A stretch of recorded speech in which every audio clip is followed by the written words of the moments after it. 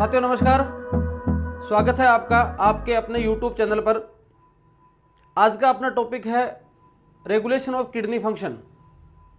Kidney के function को regulate कौन करता है, कौन ये तय करता है कि जो यूरिया है या जो वाटर है उसका रीअब्जॉर्प्शन करना है, कौन ये तय करता है कि वाटर की मात्रा यूरिन में होनी चाहिए तो उसकी मात्रा को बढ़ाना, रीअब्जॉर्प्शन को कम करना या रीअब्जॉर्प्शन को बढ़ाना, ये कौन रेगुलेट करता है, कौन तय करता है, उससे संबंधित आज का अपना टॉपिक है। बड़ा सरल टॉपिक है लेकिन यहाँ से क्वेश्चन पुटअप होने के बड़े चांस रहते हैं, तो उसके हिसाब से अपन देखेंगे। देखो, किडनी फंक्शन के रेगुलेशन से संबंधित 3 टॉपिक दे रखे हैं आपके एनसीईआरटी बुक में। 3 टॉपिक क्या दे रखे हैं? सबसे पहले एडीएच या वैसोप्रेसिन का वर्क, इस काम को करने के लिए इसका काम, ये क्या काम करता है। दूसरे नंबर पर आपके दे रखा है रेनिन एंजियोटेंसिन। रेनिन एंजियोटेंसिन ये एक सिस्टम होता है जो क्या करता है कि एब्जॉर्प्शन करता है। इसके साथ में जो हार्मोन वर्क करता है वो एल्डोस्टेरोन है, एल्डोस्टेरोन फंक्शन, ठीक है, RAAF सिस्टम बोल सकते हैं इसको, सिस्टम बोल दो आप इसको, सिस्टम। क्या क्या कार्य है ये हो गया। और तीसरे नंबर पर एट्रियल नेट्रिएटिक फैक्टर का कार्य। ये 3 टॉपिक रहेंगे अपने आज। मतलब कैसे अपन तीनों प्रक्रिया द्वारा किडनी के फंक्शन को रेगुलेट करती है बॉडी, इसको अपने को पढ़ना है। सबसे पहले अब देखो, ये दो जो है ना, ये दो जो कार्य करते हैं, इनका जो कार्य है उसके विपरीत कार्य करेगा ये। मतलब जिस काम को ये बढ़ाता है उसको ये घटाता है, तभी तो बैलेंस रहेगा बॉडी में।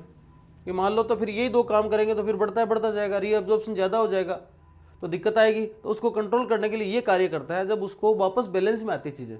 ये जब ज़्यादा काम करने लग जाता है, इसको कंट्रोल करने के लिए ये काम करते हैं, एक दूसरे के एंटी काम करते हैं, ठीक है। अब देखो, सबसे पहले सबका पहला का पढ़ते हैं, एक एक को ले लेते हैं अपन। ये तीनों लिखे रहते हैं और अपन एक एक को लेते हैं। सबसे पहले एडीएच का या वैसोप्रेसिन।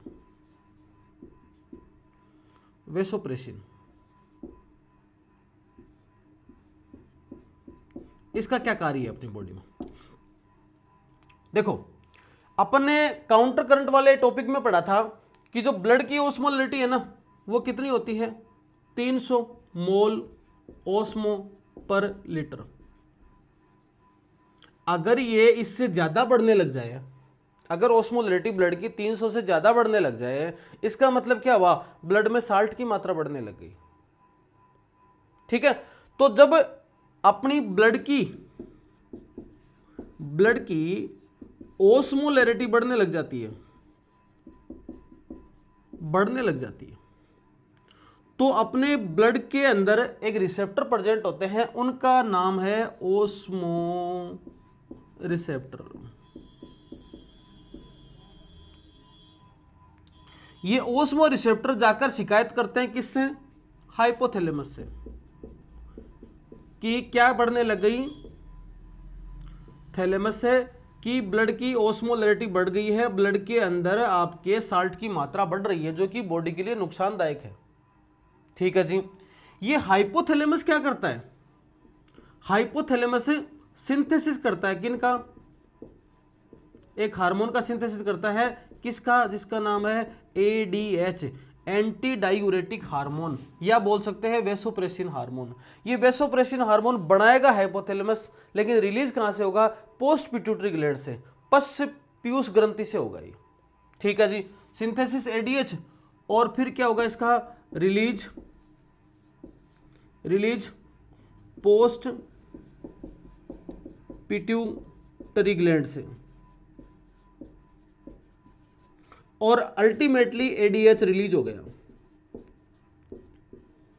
ये एडीएच जाएगा जी डीसीटी पर जाएगा, और आपके कलेक्टिंग डक्ट पर जाएगा और इन दोनों पर जाकर क्या करेगा, एक प्रक्रिया करेगा और प्रक्रिया का नाम है रीएब्जॉर्प्शन की प्रक्रिया ऑफ वाटर। और रीएब्जॉर्प्शन हुआ तो अपने आप में साल्ट का एब्जॉर्प्शन भी हो गया और ऑस्मोलरिटी वापस क्या आ गई, डाउन आ गई। ठीक है, बॉडी का जो काम था वो वापस सेट हो गया। ये वाली प्रक्रिया होगी, रीएब्जॉर्प्शन ऑफ वाटर की क्रिया होगी। अब देखो अपन ने पिछले टॉपिक में पढ़ लिया था काउंटर करंट वाले में कि एडीएच के लिए केवल एक ही बता दिया था। आप यहां याद रखना, एडीएच करतेगा दोनों का काम और एल्डोस्टेरोन सिर्फ एक पर करेगा काम, केवल कलेक्टिंग डक्ट पर। और एडीएच है वो डीसीटी और कलेक्टिंग डक्ट दोनों के ऊपर कार्य करता है। एडीएच वेसोप्रेशन का ये काम हो गया, इस प्रकार से इसका ये वर्क हो गया। अब देखो जैसे ये जो हुआ ना, तो इसका मतलब जो वेसोप्रेसिन हार्मोन है, ठीक है, और वेसोप्रेसिन एक नाम होता है प्रेस करना, दबाना। वेसो का मतलब होता है वेसल्स, तो वेसल को दबाएगा, दबाएगा तो क्या होगा, कॉन्स्ट्रक्ट होगी कोई चीज। ठीक है, तो ये वेसो कॉन्ट्रैक्टर भी बोल सकते हैं, इसको कॉन्स्ट्रक्टर भी बोल सकते हैं। ये वेसोप्रेशन का काम होता है, पहला काम जिसका हो गया एडीएच वेसोप्रेशन का कार्य। सिंपल सा समझो आप कि ब्लड की जब ऑस्मोलरिटी बढ़ेगी 300 से ज्यादा बढ़ने वाली है, जैसे जैसे ब्लड की ऑस्मोलरिटी बढ़ेगी इसका मतलब ऑस्मो रिसेप्टर एक्टिवेट हो गए। ऑस्मो रिसेप्टर एक्टिवेट होते हाइपोथैलेमस को बोलेंगे, हाइपोथैलेमस एडीएच को सिंथेसिस करेगा और इसको रिलीज करवाएगा पिट्यूटरी ग्लैंड से। जैसे एडीएच रिलीज होगा रीएब्जॉर्प्शन बढ़ जाएगा और वाटर का रीएब्जॉर्प्शन हो जाएगा, मतलब जो समस्या होने वाली थी वो समस्या कम हो गई। ठीक है, पहला काम 1 नंबर। अब इसके बाद में दूसरे नंबर का कार्य, दूसरे नंबर का कार्य कौन करेगा, रेनिन एंजियोटेंसिन एल्डोस्टेरोन सिस्टम ए, आपके क्या बोल सकते हैं, RAAS, रास, ऐसा बोल दो, RAAS। ठीक है, इस सिस्टम के अंदर क्या होता है कि जैसे ही अपनी बॉडी में GFR ग्लोमेरुलस फिल्ट्रेशन रेट की मात्रा कम हो गई या BP कम हो गया या क्या हो गया, ब्लड वॉल्यूम कम हो गया, फिल्ट्रेशन रेट की मात्रा कम हो गई, बीपी कम हो गया, ब्लड वॉल्यूम कम हो गया, ऐसी परिस्थिति में अपने बॉडी के अंदर जेजी सेल एक्टिवेट हो जाती है।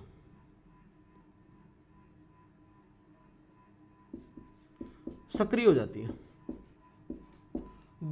जक्स्ट्रा ग्लोमेरुलर सेल्स एक्टिवेट हो जाती है और ये जैसे ही एक्टिवेट होंगी एक चीज का निर्माण करेंगी, उसका नाम है रेनिन। रेनिन बनाएंगी। ठीक है जी, बना दिया। अब देखो अपने जो लीवर है, लीवर के अंदर एक कंपाउंड बनता है, चीज का निर्माण करता है वो, उसका नाम है एंजियोटेंसिनोजन। ये एंजियोटेंसिनोजन लीवर में बना, बढ़िया प्रश्न है, कहां बनता है, इंपॉर्टेंट। और रिलीज कहां हो गया, रिलीज हो गया ब्लड के अंदर। और ये इंतजार करता है रेनिन का कि भैया रेनिन आओ, मैंने को काम करना है। तो रेनिन जब इसके साथ आ जाएगा तो ये एंजियोटेंसिनोजन से एंजियोटेंसिन फर्स्ट में कन्वर्ट हो जाएगा। ये एंजियोटेंसिन फर्स्ट है वो क्या करेगा, एक कन्वर्टिंग फैक्टर की कारण से, कन्वर्टिंग फैक्टर के साथ में काम करते हुए किस में कन्वर्ट हो जाएगा, एंजियोटेंसिन सेकंड में। ठीक है जी, अब ये एंजियोटेंसिन सेकंड जो कन्वर्ट हो गया वो सीधा सीधा काम क्या करेगा, वेसो कंस्ट्रक्शन का। और वेसो कंस्ट्रक्शन का काम करेगा, मतलब सिकुड़ गई थी कोई चीज, प्रेस हो गई थी, फैलाएगा फुलाएगा, वेसो कंस्ट्रक्ट करेगा, कंस्ट्रक्शन का काम करेगा ये। तो वेसो कंस्ट्रक्शन का काम करेगा, करते ही क्या हो जाएगा, GFR रेट क्या हो जाएगी, बढ़ जाएगी। और GFR रेट अनुक्रमानुपाती होती हैं ब्लड प्रेशर के। या मान लो ब्लड प्रेशर बढ़ जाएगा ऐसा करते ही, और जैसे ही बीपी बढ़ जाएगा GFR रेट भी अपने आप इंक्रीज हो जाएगी। एक काम तो ये हो गया इसका। ठीक है, दूसरा क्या करेगा, ये एंजियोटेंसिन सेकंड है वो क्या करेगा, किस पर जाएगा, आप नीचे लिख लेना यहां पर, एड्रिनल कॉर्टेक्स के पास जाएगा। और एड्रिनल कॉर्टेक्स को एक हार्मोन रिलीज करने के लिए बोलेगा, और हार्मोन कौन सा, एल्डोस्टेरोन। और ये एल्डोस्टेरोन जाकर क्या करेगा, ये एल्डोस्टेरोन डीसीटी पर जाएगा और क्या करेगा, रीएब्जॉर्प्शन की क्रिया करेगा।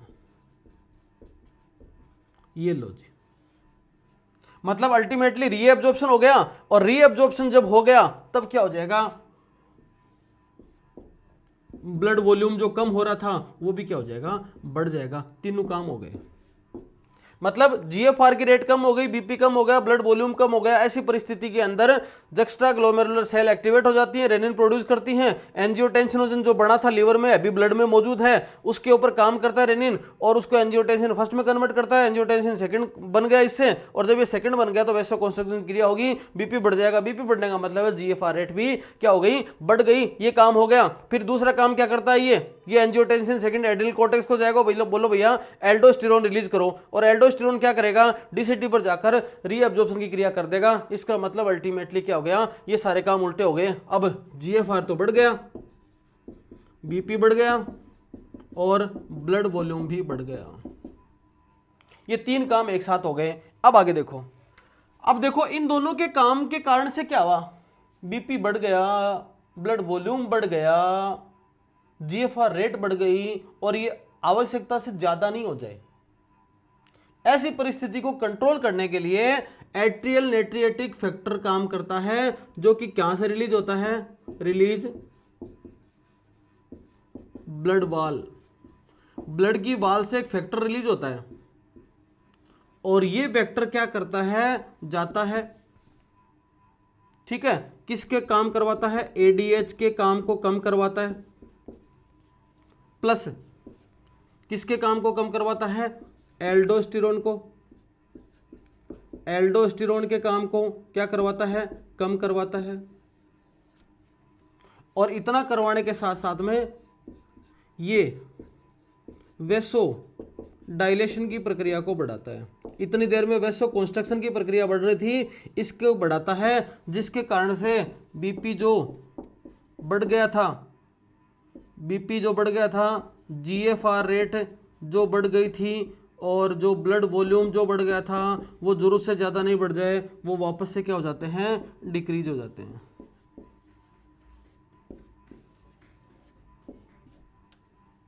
ठीक है, ये वाली प्रक्रिया होगी। क्वेश्चन पूछा जाता है कि एडीएच की कमी हो गई तो बॉडी में क्या होगा। जब बॉडी में एडीएच की कमी हो गई तो रीअब्जॉर्प्शन की प्रक्रिया होगी नहीं, रीअब्जॉर्प्शन की प्रक्रिया होगी नहीं, इसका मतलब यूरिन ज्यादा आएगा, उसके अंदर काम की चीजें जाएंगी, काम की का मतलब ग्लूकोज भी जाएगा, ग्लूकोज जाएगा तो इसका मतलब उसको मधुमेह रोग बोल सकते हैं। और एडीएच की कमी से अगर ग्लूकोज की मात्रा यूरिन के साथ जाती है तो यहाँ पर जो रोग हो जाता है उसको बोलते हैं डायबिटिक इंसिपिडस। दो डायबिटीज के रोग हैं, एक ये है डायबिटिक इंसिपिडस। ये पूरी जो प्रक्रिया है वो आपने पढ़ ली, रेगुलेशन ऑफ किडनी फंक्शन। ज्यादा कुछ नहीं है, एक बार रीडिंग मारना और एक बार नोट कर लेना। यूरिन का क्या संगठन है, क्या कंपोजिशन है, उससे भी एक बार प्रश्न आया हुआ है, मैं सीधा सीधा लिख देता हूं, आप केवल स्क्रीनशॉट ले लेना और उसको नोट कर लेना। बस ज्यादा कुछ उसमें रटने वाली बात नहीं, काम की बातें बता देता हूं।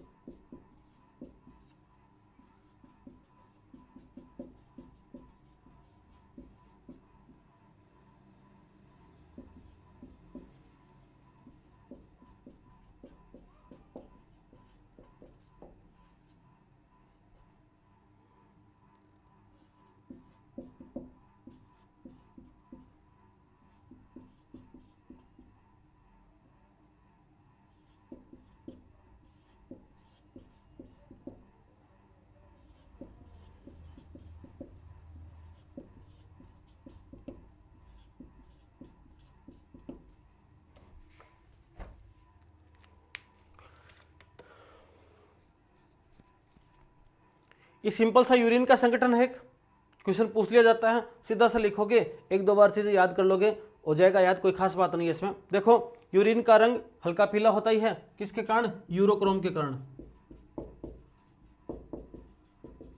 यूरोक्रोम के कारण, ठीक है, कोई खास नहीं है। 1.5 लीटर पर डे, 1 से 2 लीटर हो जाता है, पर एक एवरेज है ये। गंध एरोमेटिक विशिष्ट गंध होती है, विशिष्ट घनत्व 1.03 से 1.04, थोड़ा देख लेना इसको। पीएच हल्का अम्लीय, ये भी इंपॉर्टेंट है, 6 के आसपास, पर रेंज में आता है ये। जल 96%, यूरिया ये इंपॉर्टेंट है 2%, अकार्बनिक लवण 1.5%, कार्बनिक 0.5, क्रिएटिनिन ये इंपॉर्टेंट है 0.07, और यूरिक अम्ल 0.05, हिप्यूरिक अम्ल 0.05 और अमोनिया 0.04%। ये कुछ यूरिन का संगठन है। आज के वीडियो के लिए इतना ही। कल एक सुझाव आया था जब अपने लाइव लिया था कि एक यूनिट होने के बाद आप लाइव सेशन के दौरान क्वेश्चन आंसर करें। अब कैसे पॉसिबल होगा, कैसे क्या कुछ होगा, बफरिंग कितनी आएगी, पर अपन इसको एक वीडियो बना के देखेंगे। तो अभी जो एक्सक्रीशन वाला एक यूनिट टॉपिक बचा है, केवल सिंपल सा कि एक्सक्रीटरी सिस्टम के जो रोग कौन कौन से हैं उनको फटाफट अपन कर लेंगे। छोटा सा वीडियो बनेगा 10-15 मिनट का, उसको या तो आज रात को ही या फिर कल सुबह तक आपको मिल जाएगा। आप उसको तैयार कर लें बढ़िया तरीके से करके, इसके बाद अपन एक जल्दी संडे तक, इतना जल्दी तो लाइव नहीं करेंगे, संडे तक क्या करेंगे, एक्सक्रीटरी सिस्टम और भी उसके साथ अगर कोई टॉपिक और हो जाते हैं तो उनसे संबंधित अपन क्वेश्चन का एक सेशन रखेंगे। अगर वो बढ़िया सक्सेस होता है तो फिर आगे भी भविष्य में ऐसा करते रहेंगे। आज के लिए इतना ही, धन्यवाद, शुभ रात्रि।